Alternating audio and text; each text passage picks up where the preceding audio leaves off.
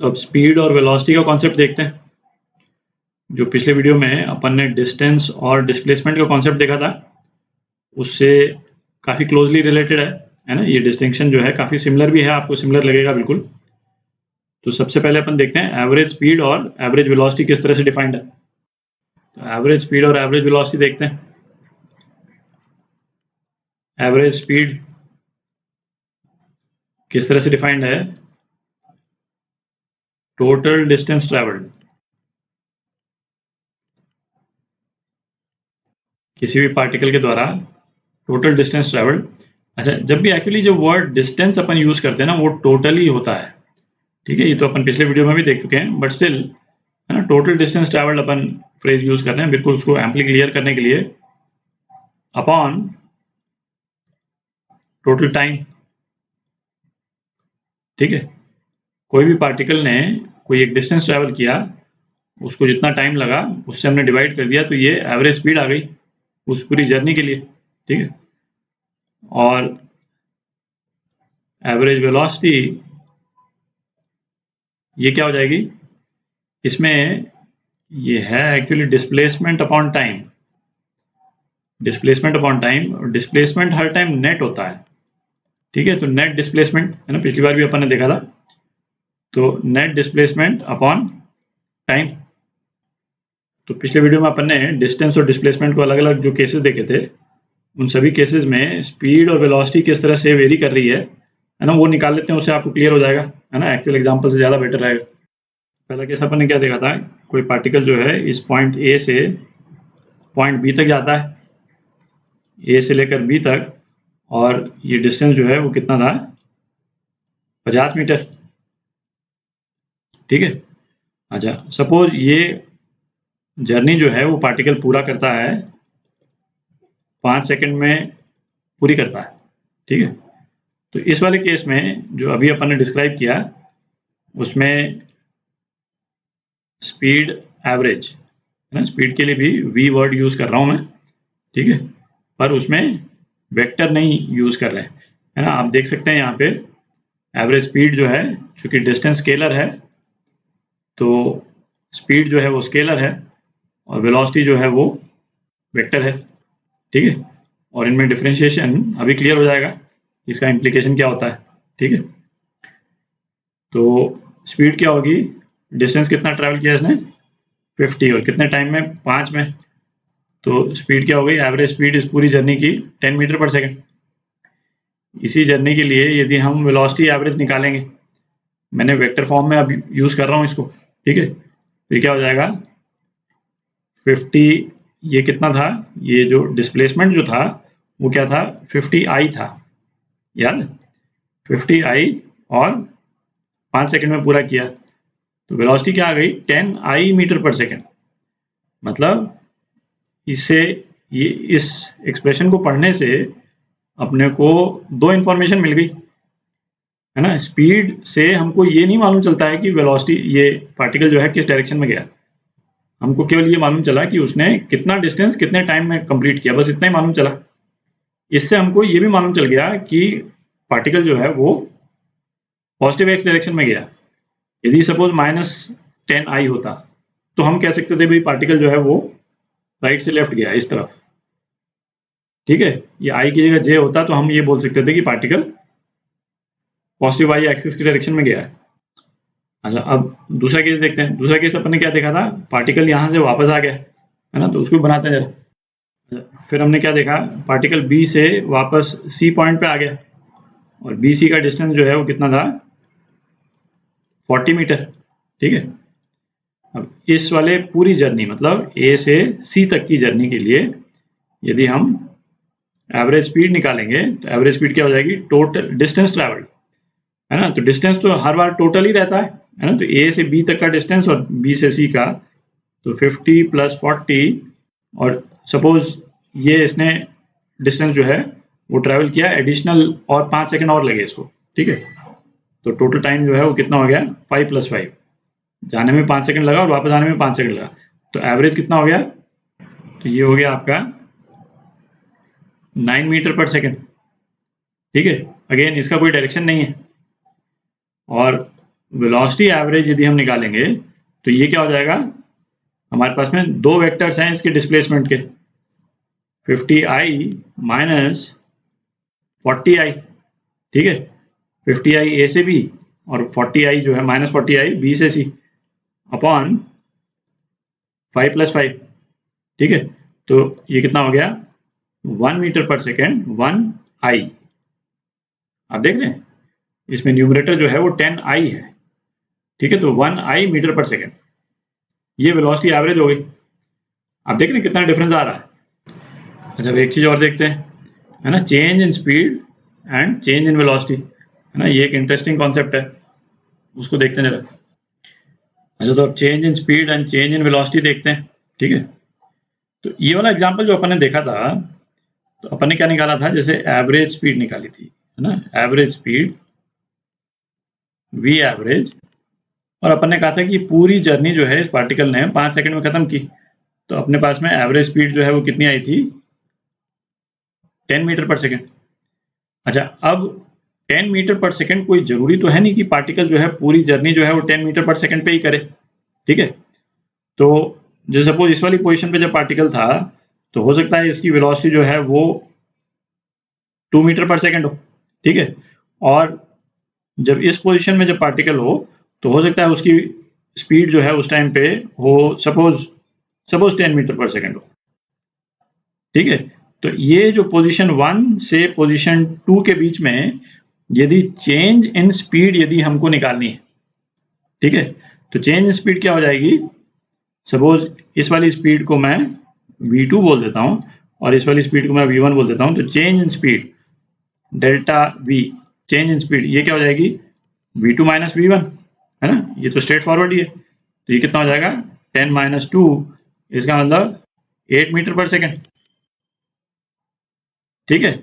अच्छा अब यही चीज हम वेलोसिटी के रेस्पेक्ट में भी कर सकते थे, बोल सकते थे, हैं कि क्योंकि पार्टिकल तो जा तो ए से बी ही रहा है ना, अपन ने बिल्कुल सिंपल सा केस लिया है।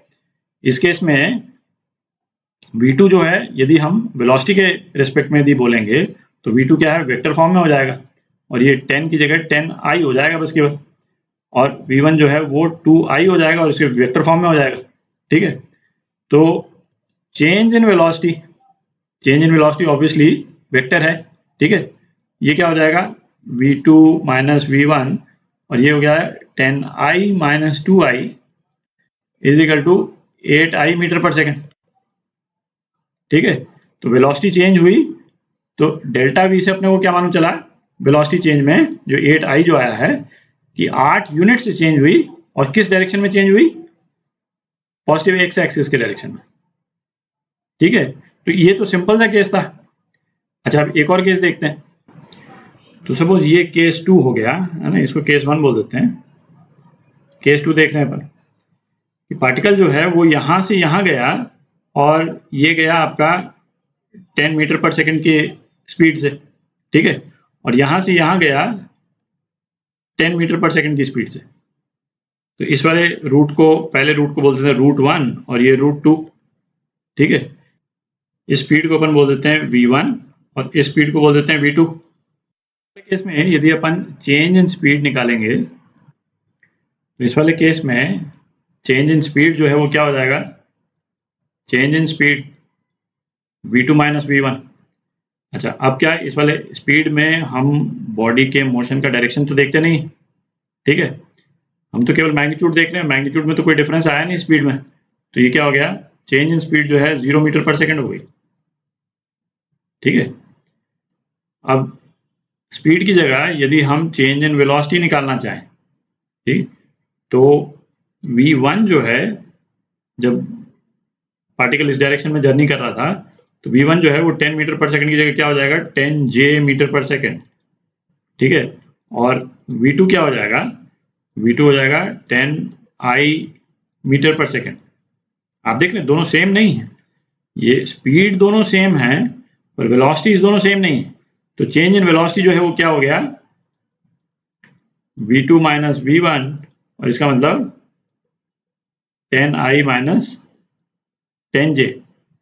तो ये v1 v2 मैं यहाँ लिख लेता हूँ ताकि इसको चेंज इन वेलोसिटी को डिपिक्ट करके देखते हैं 10i मीटर पर सेकेंड, है ना, इसको मिटा देते हैं।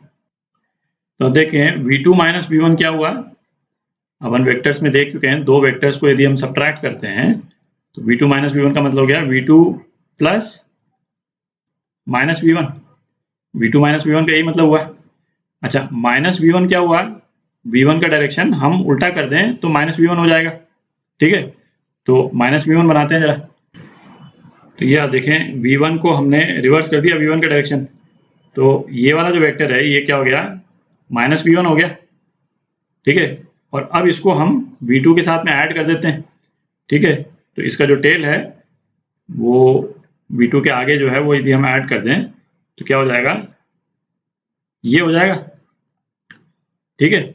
और v2 माइनस v1 क्या हो गया, v2 माइनस v1 जो है वो ये हो गया, आप देख रहे हैं।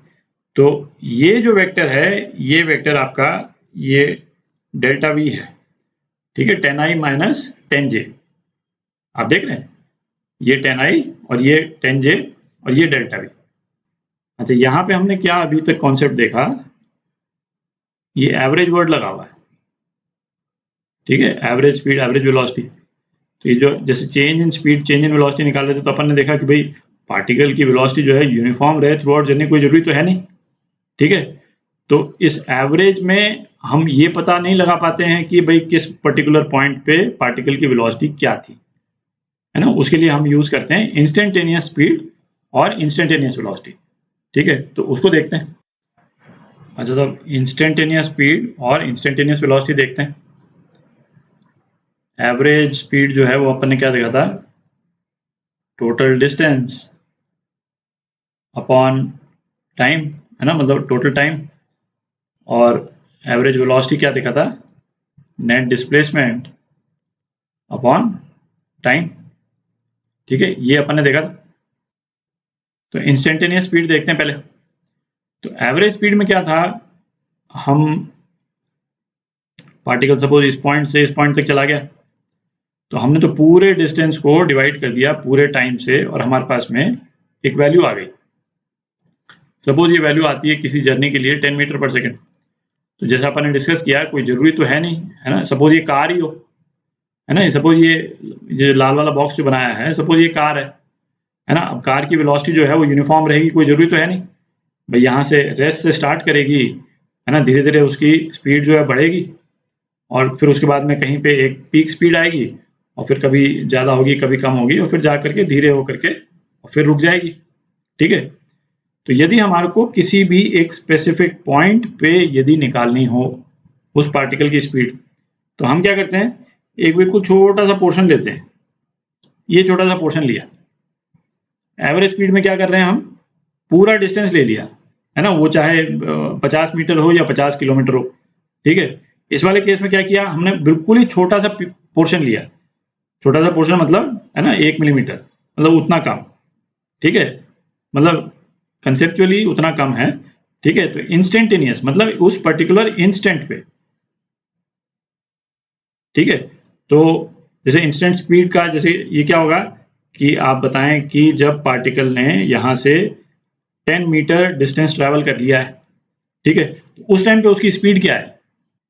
तो ये पता लगाने के लिए कि उसकी स्पीड जो है 10 मीटर पे कितनी है, हम ये तो कर नहीं सकते कि बाकी 40 मीटर उसने कितने टाइम में पूरा किया, उसको टाइम से डिवाइड कर दिया, है ना, उसका तो पॉइंटलेस है।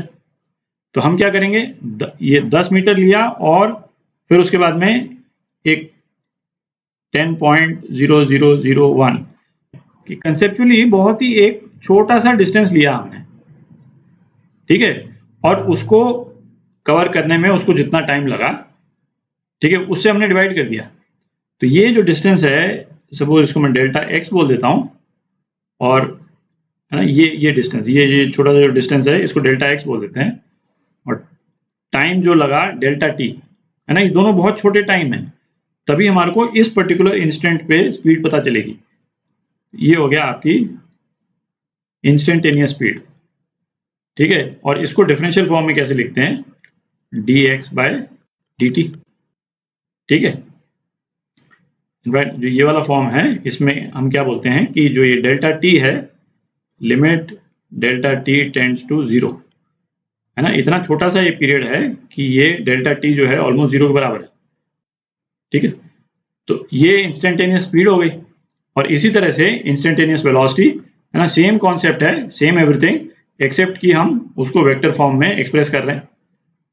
इंस्टेंटेनियस वेलोसिटी तो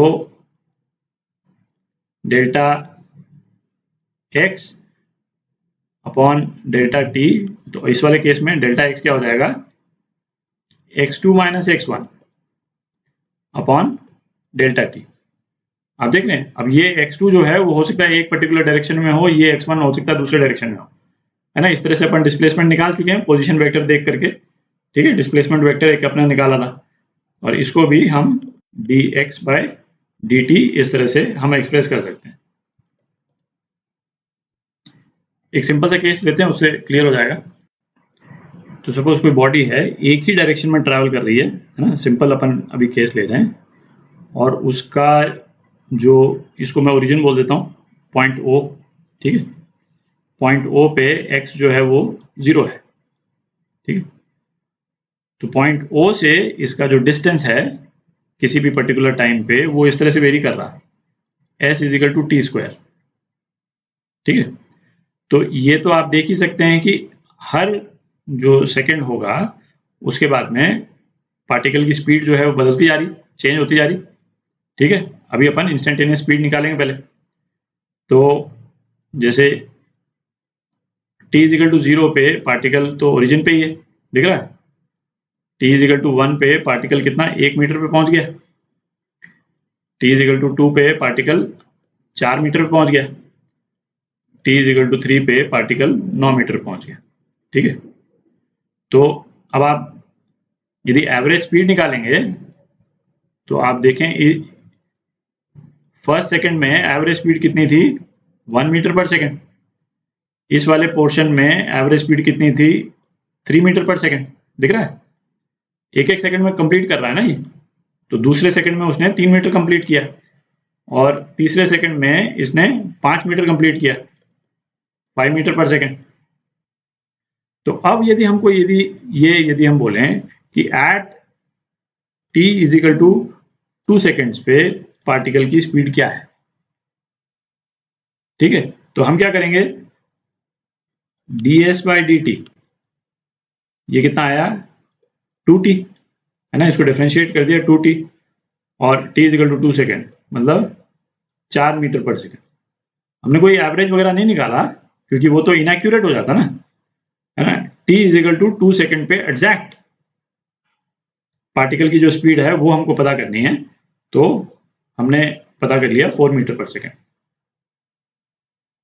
ठीक है। अच्छा, और इस वाले केस में तो पार्टिकल चूंकि एक्स डायरेक्शन में ही जा रहा है, तो यदि मैं इंस्टेंटेनियस वेलोसिटी भी बोलता तो अपना आंसर सेम ही आता, एक्सेप्ट कि उसमें एक आई लग जाता, है ना। ये इसका एक्सप्रेशन भी डिस्टेंस की जगह पे फिर ये होता, है ना, ये वेक्टर फॉर्म में होता ऑब्वियसली, और यहाँ पे आई लगा हुआ होता, ठीक है। तो उस केस में क्या होता, मैं यहीं पे इसी को मॉडिफाई कर देता हूँ, बल्कि अलग से लिख देते हैं, चलिए। तो इंस्टेंटेनियस वेलोसिटी जो है वेक्टर फॉर्म में, ये क्या होती, ds बाई dt, तो 2ti, आप देख रहे हैं, तो ये हो जाता 4i मीटर पर सेकेंड, ठीक है। और फिर आगे और एग्जांपल देखेंगे, उससे क्लियर हो जाएगा, ठीक है।